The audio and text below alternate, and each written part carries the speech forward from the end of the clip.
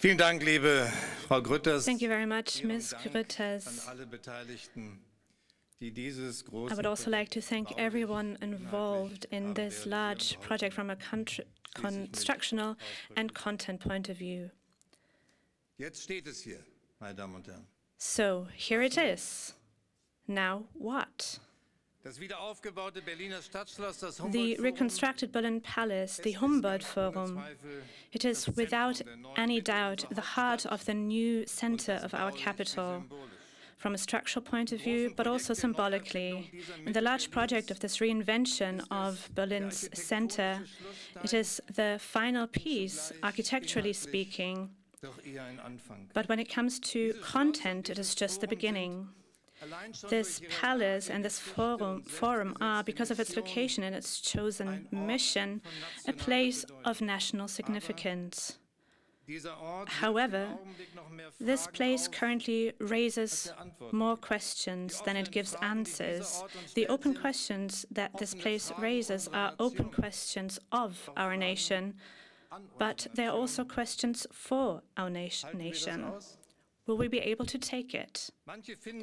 Some people think that this palace is unsatisfying, reprehensible, because it raises so many questions. Some people wish it had never been built, but now it is here. After all these years of fierce debates, after discarded, new, and finally agreed plans, it has been completed. Berliners, but not just Berliners, but also visitors from all over the world, they take ownership of it. They stroll through the courtyards. They sit outside in the sun. They visit the exhibitions that have already been opened. Hundreds of thousands of people have already been here, as we've just heard. But yet, it is provocatively unfinished. Therefore, I ask the question, will we be able to take it? Ladies and gentlemen and dear guests, I have always been grateful to be able to witness the growing and becoming of the Humboldt Forum constructually from the Ministry of Foreign Affairs, but also from a content point of view. I still remember a warm summer evening in 1999 in front of the Chancellor Bungalow in Bonn when Klaus-Dieter Lehmann, who proposed the then Chancellor to redesign the Berlin Museum Island. That was a large vision. I was fascinated and excited. And I was also fascinated by his proposal to include the ethnological collections from the Museum in Dahlem to this reinvention of Berlin's new center. The global cultures, or the world's cultures, belong in the center of Berlin. That's what you were convinced of, dear Klaus-Dieter Lehmann. Instead of German navel-gazing, being open to the world. This is what convinced me at the time. And now, the world's cultures have arrived here, and I'm delighted to be here. And I would like to thank you, Mr. Professor Dorgolo, lieber Mr. Patiger, and dear Professor Koch, for inviting me. The Ethnological Collection and the Asian Art Museum can now be seen here in this forum, and I would like to congratulate you. However, I am also aware of the fact that some of it is still controversial and will remain so. This forum is not yet finished, but as of today, it is the heart, or a heart, of the museum landscape of Berlin, and it is a large step for which I'm very grateful. But it is only the beginning. It is not the end, but it's the beginning of a project. Just as our present is a time of upheaval and of beginnings, here in this forum is not just a meeting place for science, art, and culture, but it is supposed to be a place of international dialogue, of critical and self-critical thinking and debate in the world and with the world. Dear guests, I think there has been enough criticism. There has been a lot of debate on this building and this place. Just because of its size, it self-confidently claims to fill a gap which German history has left behind. This new old Berlin Palace, it doesn't want to be anything less but the new old center of the city, the Republican heart of the new old German capital, a monument of democracy with Baroque facades. Can that work? You see, there are a lot of questions in my head, and I admit that I will not be able to find an answer to all of them today, especially not to a satisfying degree. But maybe questioning and doubting is a good approach for us visitors, a good approach to this building. It is, if you will, not a place of self-affirmation, but of self-questioning in the productive sense of the word, a place that doesn't leave us any time to rest. Such a place can be a democratic place.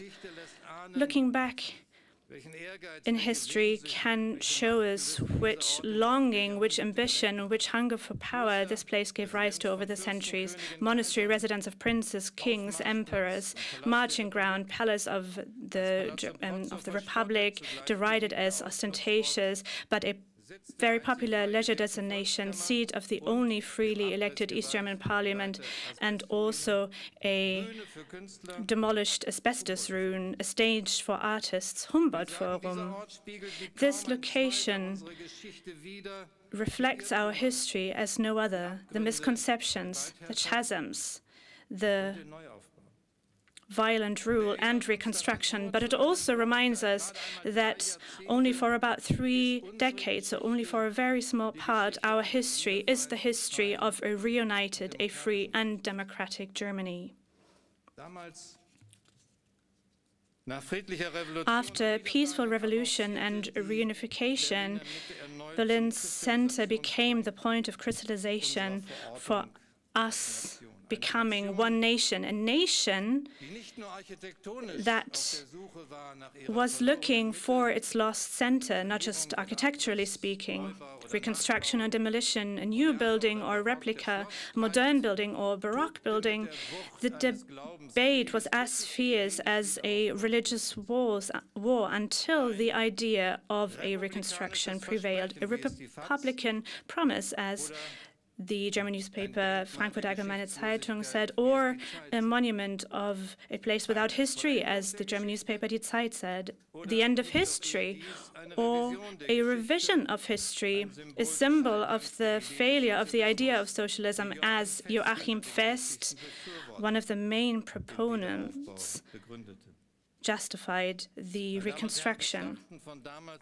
The battles of the past have been fought, but this reminiscence built in stone, crowned with a cross, a reminiscence of the Prussian Reich, cannot explain itself in this reunited democratic Germany. Its identity, this Humboldt Forum, this palace, still has to find its identity and its purpose in democracy. Now, which purpose that will be, this question is a different one than 30 years ago. Today, we can see clearly that the reunification was also an end. German division had been overcome, and we had solved the German question. But it was also, more than anything, the beginning of a process in which not just Berlin, but also German society as a whole was to change more radically than anyone would have been able to imagine, not just in the East, but also in the West. And this process has not been completed. On the contrary, our democracy, about 30 years after the fall of the Berlin Wall and the reunification, is not done or not completed, and neither is the forum on the day of its inauguration. But also the world beyond our borders. This world has also become a different one. Today, we are a society that is globally connected, that is more diverse and pluralistic. And here in the center of Berlin, We can see it like under a magnifying glass. This Berlin, the center of Berlin has changed drastically over the last 30 years, and I don't just mean from a constructional point of view, but also with regard to what happens behind the facades, the old and the new ones. The world cultures have arrived, but in the dual sense of the world, here in the Humboldt Forum, but also outside of these fantastic facades. Here in Berlin center, the world is not just our guest. The world is also home here in the center. That sounds like a great advertising slogan, but as you know, it has also brought about profound changes. People from Turkey, from Italy, Greece, Spain, Portugal, from Iran, Iraq, Afghanistan, and Syria, from Nigeria, the Congo, Somalia, from Asia, North and South America. People from all parts of the world today live in Germany. And they have also become German, many of them. They belong to what it means to be German today. They are part of our national identity, part of an active citizenship that also engages in our national debates. They are not people with a migration background. We are a country with a migration background. So what is this forum called the Humboldt Forum be in this changed country, in this changed world? Well, as a first answer, ladies and gentlemen, I would like to say the following. I couldn't imagine a better name for this place. The Berlin Center bows down together with the Humboldt University in front of these two great scholars. Maybe it is one of the many ironies of our history that Alexander and Wilhelm von Humboldt didn't really like Berlin, their hometown, very much, and only reticently returned from abroad. This name is a tribute to Wilhelm von Humboldt, the law expert, the linguist, the Prussian envoy to the Vatican, which, after he was ordered back by the Prussian King Friedrich Wilhelm III in 1809, founded the Berlin University, and whose innovative vision of unity of research and education, and whose ideal of overall encompassing education still shapes our university and our educational system. And it is also a tribute to Alexander von Humboldt, the great natural scientist, the explorer, and the philosopher,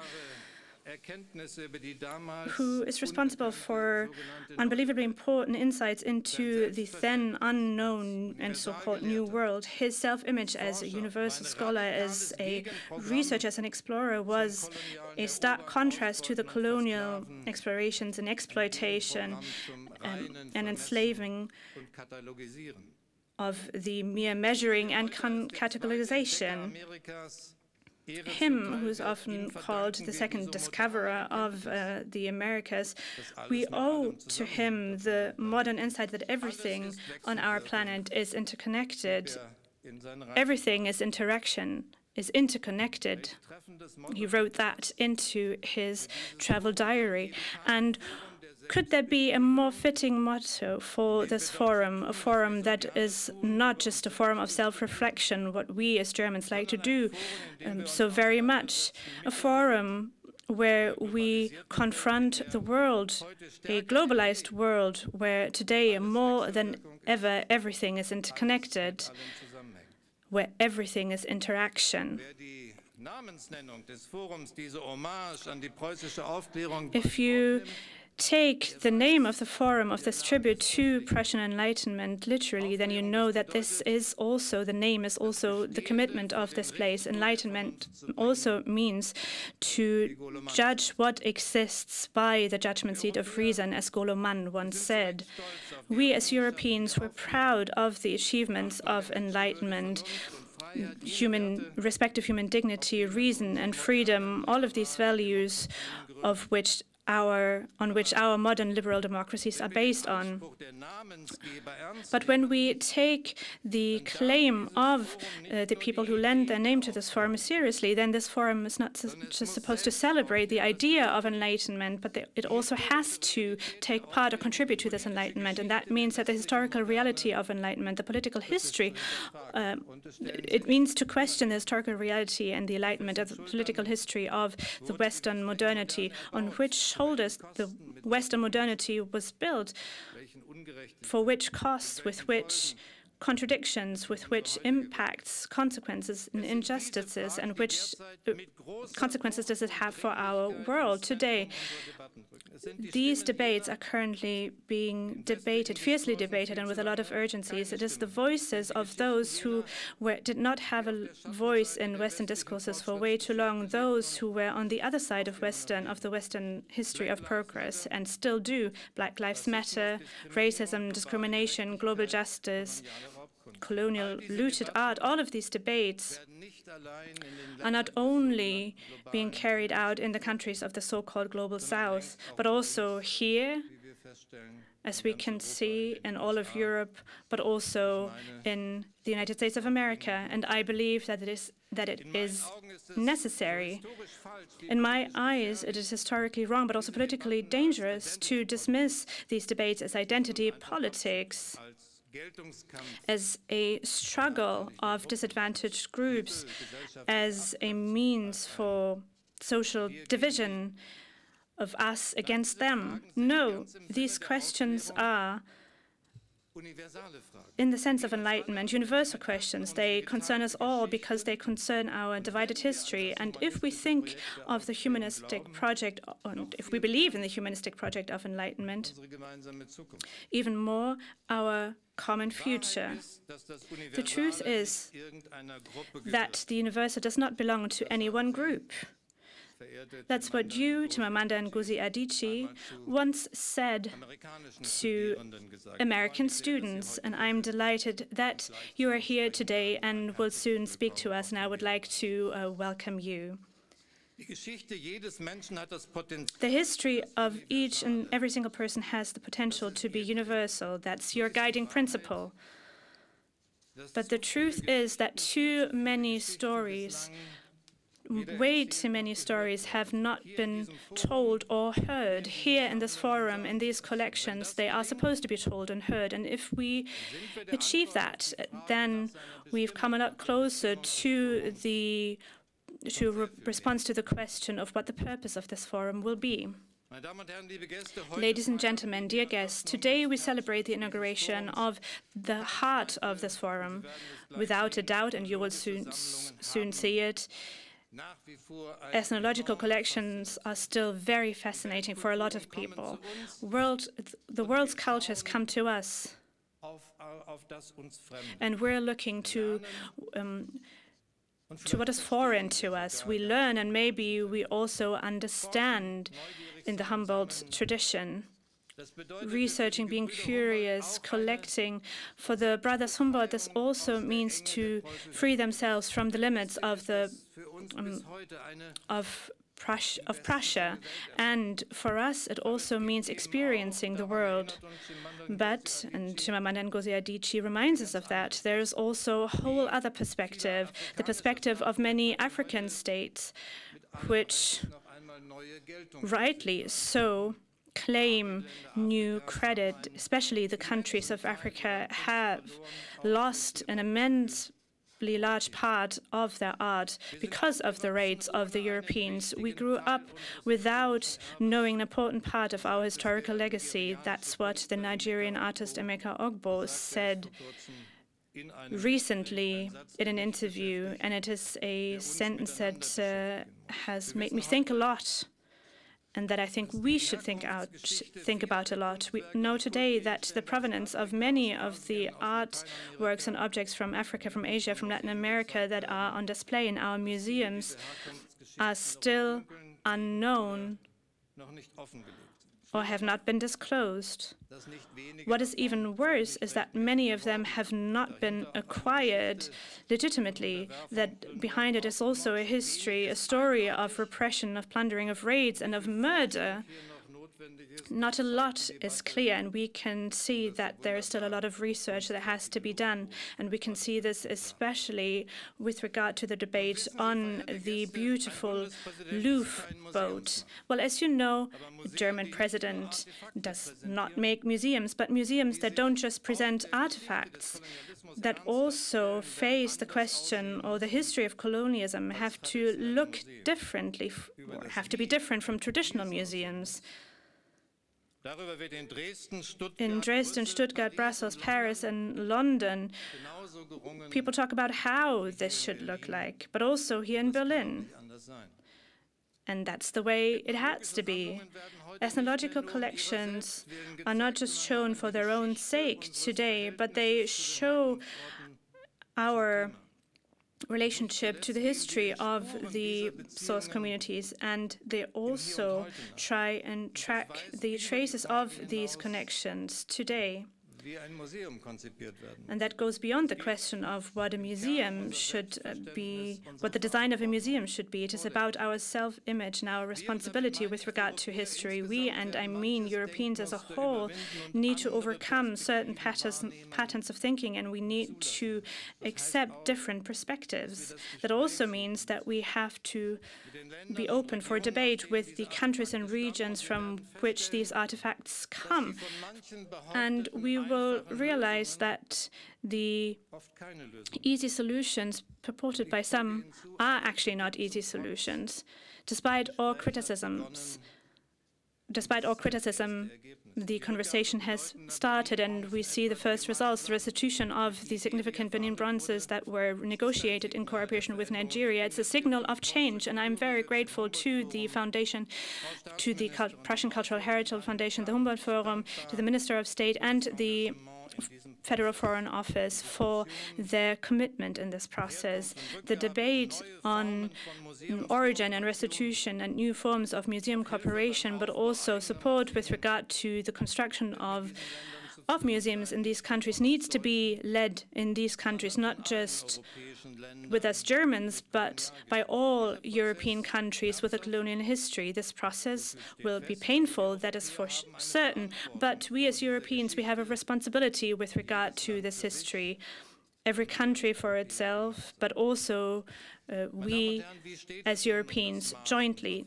But now, what about our responsibility? It is more with regard to the history of the large colonial realms of France, Great Britain, Spain, Portugal, the Netherlands, and Belgium. That's what many people believe. But as the German president, I would like to say very clearly, even if the German place only looked for its place in the sun very late, there is no reason for us to have a clear conscience, which is exactly why this reconstructed palace should be a reminder of militarism, nationalism, and German colonial rule. The truth is, when it is about colonialism, we, as Germans who are usually so aware of their history, have a lot of blind spots and gaps in our memory and also in our self-image. Here in the center of Berlin in 1884, 1885, the so-called Berlin Conference was carried out, which was better known as Congo Conference, where, upon the invitation of the German Chancellor Otto von Bismarck, divided the European powers and the United States of America divided the African continent. But part of the truth is also that German colonialism was not just a matter of monarchical ambition, but large parts of the population were for colonialism. Let's just remember the confrontations in front before the Reichstag election in 1907 that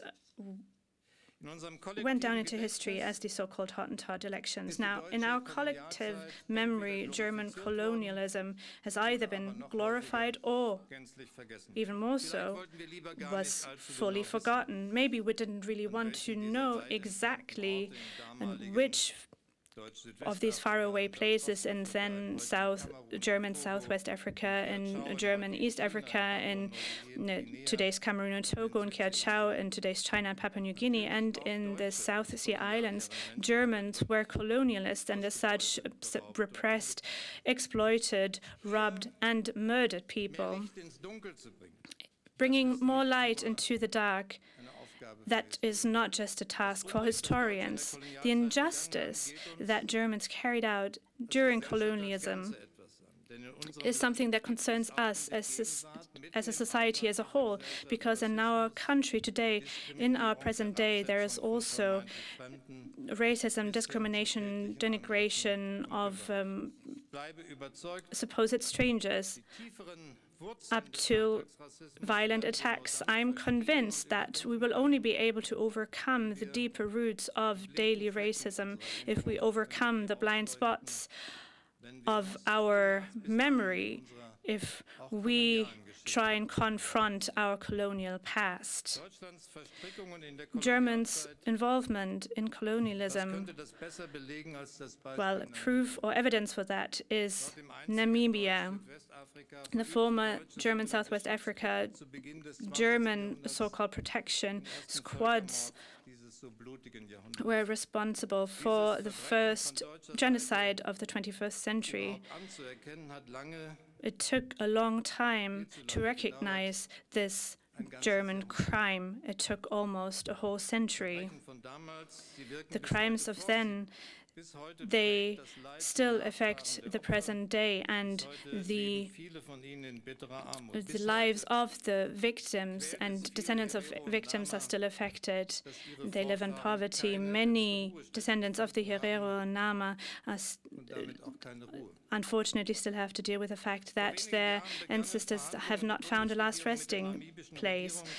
Some years ago, the German government started entering into negotiation with the Namibian government and the descendants of the Herero Nama with regard to an agreement in which the crimes are called what they were, a genocide. And I believe, or I hope, that this negotiation will come to mutual agreement. Ladies and gentlemen, for the end of my speech, I would like to say the following. Jürgen Habermas wrote in a new essay that remembering our colonial past that we've tried to suppress for a very long time presents an important expansion of our political self-image without that trying to play down our memory of the Holocaust. I'm convinced that remembering the civilizational rupture that is presented by the Holocaust is unique in our national memory. It is part of our identity. And I don't say this as a historian. Historians lead their own technical debates on the uniqueness and comparability of the Holocaust. I say it as the German president, but I would like to add the following. Remembering the Holocaust doesn't prevent an empathetic and remembering of other injustices.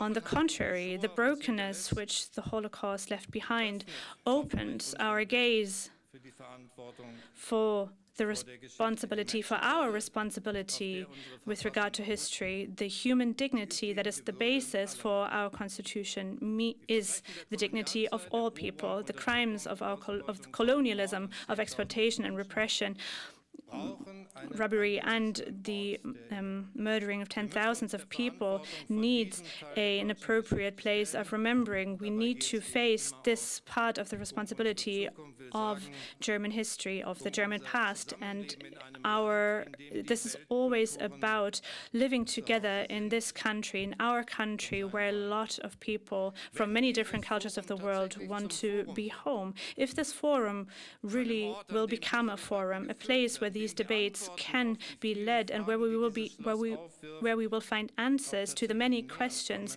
that this palace raises, if we come close to answering these questions, that would also answer the question of the purpose of this forum. I trust that you, Mr. Koch, Mr. Pattinger, Mr. Dorgolo, that you and your team are trying to do exactly that, and that you will do everything in order to make sure that this will be done. So I would like to thank all three of you for your boldness and for your determination to also sometimes face criticism. Your task is a very difficult one, and it is very easy to criticize your task. But if we want to set out for new shores, if we want to have a different, enlightened understanding of the artifacts, of the objects, and the history, an understanding that deals intensively with their cultures and the social reality in the source communities, then we need people who are facing this task and this responsibility. In other words, people like you. And therefore, I would like to thank you. In the beginning, I said, now here it is. What now? And the answer is, now it is up to us. It is up to us to fill this building with purpose, with life, with debate. And I have the following wish today. I hope that you, that the visitors, and that we will all be able to achieve this together. Thank you very much.